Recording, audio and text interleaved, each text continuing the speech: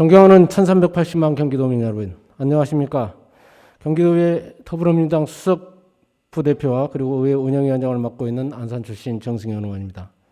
저는 오늘 5분 발언을 통해서 지방정부와 지방공기업이 주도하는 새로운 도시주택정책 거버넌스를 제안하고자 합니다. 최근 한국도시주택공사에서 촉발된 신도시 땅 투기 의혹, 이른바 LH 사태는 우리 사회에 큰 충격을 주었습니다. 본 의원은 이번 사태의 원인이 개인의 일탈도 있겠습니다만 도덕적 해이도 있겠고, 또 더 근본적으로는 LH라는 국가 공기업의 재무 상태와 수익 창출 형태는 물론 과도한 권한과 역할을 부여한 구조적 문제에서 비롯되었다고 감히 생각합니다. LH 재무 상태를 살펴보면 표출된 자료 1에서 보는 바와 같이 2019년 기준 LH 총 자본은 49조 8천억 원에 부채는 약 127조 원으로 254%의 부채 비율을 보이고 있습니다. 매년 이자로 지출되는 비용 또한 표출 자료 2와 같이 약 2,696억 원으로 매월 약 225억 원의 이자 지출이 발생하고 있는 것이 현실입니다. 특히 표 3과 같이 서민들의 주거 안정을 위한 부동산 임대 사업에서 약 1조 원의 적자를 보인 반면 토지 사업에서는 약 4조 원의 매출 총이익을 보였습니다. 즉 서민들의 주거 안정을 명분으로 토지 사업을 통한 이익을 얻는 토지 도매합제적 면모를 보이고 있다고 해도 과언이 아닐 것입니다. 입지 조사와 토지 수용, 그리고 용도 변경과 개발, 독점적 권한을 가지고 있는 거대 조직으로서, 그리고 결코 양호하지 못한 재무구조상 사업 사기업이나 다름없는 이윤 창출에만 매몰되어 있는 것은 아닌지 묻고 싶습니다. 이러한 상황에서 국민 주거의 안정과 국토의 균형 발전이라는 대의가 지켜지기는 어려웠다고 봅니다. 공기업 최고 가치인 공공의 이익을 더 이상 기대하는 것은 무리라고 감히 생각합니다. 절대 권력은 절대 부패한다는 명제를 떠올리지 않을 수 없습니다. 그동안 우리의 도시주택 정책은 행정의 다른 영역과 마찬가지로 중앙정부 주도하에서 획일적으로 추진되어 왔습니다. 그 과정에서 지역 특성과 수요는 전혀 고려되지 못했습니다. 많은 시간들이 흘렀음에도 불구하고 큰 변화 역시 없었습니다. 과거 참여정부부터 추진된 2기 신도시의 경우 경기도와 GH를 비롯한 지방 공기업의 참여 비율이 18.3%였습니다. 표출 자료 4에서 보는 것 같이 제3기 신도시 개발사업 참여 비율 역시 평균 18.4%에 지나지 않고 있습니다.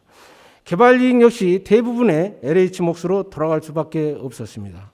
현재의 제도하에서는 GH 등 지방 공기업의 참여율은 한계가 있을 수밖에 없습니다. 현재의 집에 관한 구조적 문제를 해결하지 않고서는 집을 보다 근본적인 가치, 그리고 즉 나와 내 가족이 안락한 삶을 누리하는 곳으로서의 보편적 공공 서비스를 제공했다는 우리 경기도의 기본주택정책 실현에도 어려움이 있을 것입니다. 이번 사태를 통해 LH가 가진 독점의 폐해를 바로잡는 것은 물론 그 방안을 모색해야 할 것입니다. 사회가 복잡해지고 사람들의 수요가 점점 세분화지고 다양화되고 있습니다. 이제 시대의 흐름에 맞게 도시주택정책의 패러다임 역시 대전환이 필요합니다. 지방 분권을 말하고 있습니다. 중앙정부의 재정권력과 행정권력의 지방이양을 요구합니다. 도시주택정책의 주도권을 중앙이 아닌 지방정부에 이임하고 지방공기업이 지역 특성에 맞는 맞춤형 주택정책을 펼쳐야 한다고 생각합니다. 지역의 공공사무는 기본적으로 지방정부가 담당하고 중앙정부는 이를 보충하는 역할을 해야 한다는 지방자치의 대원칙이 주택도시정책에도 작동해야 합니다. LH는 그 기능과 조직을 축소하되 설립 본래의 취지인 국토균형발전에 집중하도록 하고 지방의 능력이 충분하지 못할 때 이를 보완하는 역할을 수행해야 할 것입니다. 이제는 지역의 특수색과 수요에 맞는 특화된 도시주택 정책이 요구되고 필요한 때입니다. 그런 만큼 지역의 특성을 반영한 정책의 수립과 시행을 지방정부와 지방공기업이 주도할 수 있도록 제도를 정비해야 할 것입니다. 그리하여 온전히 해당 지역의 광역 기초지방정부 그리고 지방공기업이 충분한 비율을 가지고 참여하도록 보장해야 합니다. 개발이익 역시 독점하거나 편취하는 것이 아니라 지역 주민에게 충분히 환원될 수 있어야 합니다. 그리고 그 과정 전반에 지역 주민과 의회가 참여해서 위법한 행위가 발생하지 않도록 감시하고 견제할 수 있는 구조를 만들어야 할 것입니다. 명저 국가는 왜 국가는 왜 실패했는가에서 저자들은 국가의 성패를 결정하는 핵심적 요인은 그 국가의 제도가 포용적인가 착취적인가에 있다고 말하고 있습니다.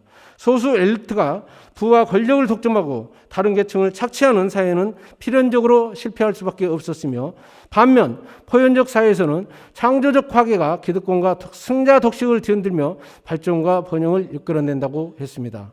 목하, 우리는 중대 기로에 서 있습니다. 그동안 중앙정부와 국가 공기업이 주택 도시정책을 주도해온, 그래서 독점의 폐해와 부패가 생겨날 수밖에 없었던 각오와 단절하고 창조적 파괴를 통해서 새로운 길을 선택해야 할 때라는 것을 말씀드리면서 제 말씀을 마치겠습니다. 경청해 주셔서 감사합니다.